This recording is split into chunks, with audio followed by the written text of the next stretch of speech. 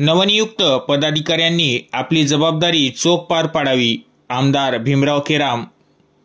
श्री क्षेत्र माहूर येथील शासकीय विश्रामगृहाच्या सभागृहात किनवट माहूर विधानसभा मतदारसंघाचे लोकप्रिय आमदार भीमराव केराम यांच्या अध्यक्षतेखाली व बाबूराव केंद्रे माजी नगराध्यक्ष, प्राध्यापक राजेंद्र केशवे तालुकाध्यक्ष, निळकंठ मस्के शहराध्यक्ष, गोपू महामुने महिला मोर्चाच्या तालुकाध्यक्षा पद्मा गिरे यांच्या प्रमुख उपस्थितीत बुधवार दिनांक 6 ऑगस्ट रोजी भाजपची बैठक पार पडली. या बैठकीत आमदार भीमराव केराम यांच्या हस्ते तालुका कार्यकारिणी व शहर कार्यकारिणीच्या नवनियुक्त पदाधिकाऱ्यांना नियुक्तीपत्र देऊन त्यांचा सत्कार करण्यात आला.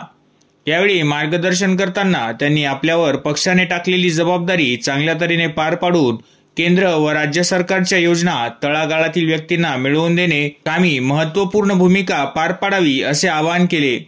पुढे बोलताना आमदार केराम म्हणाले की राज्याचे लोकप्रिय मुख्यमंत्री देवेंद्र फडणवीस यांनी पुण्यश्लोक अहिल्यादेवी होळकर यांच्या मूळ गावी कॅबिनेट मंत्र्यांची बैठक घेतली. त्यावेळी आपण त्यांना व्हॉट्सअपवर माहूरगडाच्या विकासासाठी भरघोस निधी मंजूर करण्याची विनंती केली होती. त्यानुसार सदर बैठकीत मुख्यमंत्री महोदयांनी 5 तीर्थक्षेत्राच्या विकास कामांना मंजुरी दिली.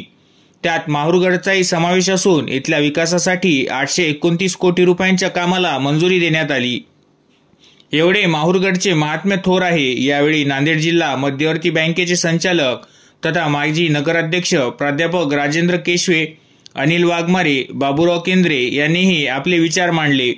बैठकीला संजय राठोड अल्पसंख्याक आघाडीचे तालुकाध्यक्ष, फिरोजखां हैदरखां पठाण तालुका सरचिटणीस डॉक्टर मेंढके, माजी तालुकाध्यक्ष कांतराव घोडेकर, माजी तालुका सरचिटणीस अपिल बेलखोडे, किशोर जगत, दिलीप मुनगिनवार, मनीष राठोड, विलास चौधरी पाटील, दिगंबर जोशी, अजय पवार, महिला मोर्चाच्या उपाध्यक्ष उर्मिला संजय बनसोडे, स्वाती आडे यांच्यासह पदाधिकारी कार्यकर्ते मोठ्या संख्येने उपस्थित होते.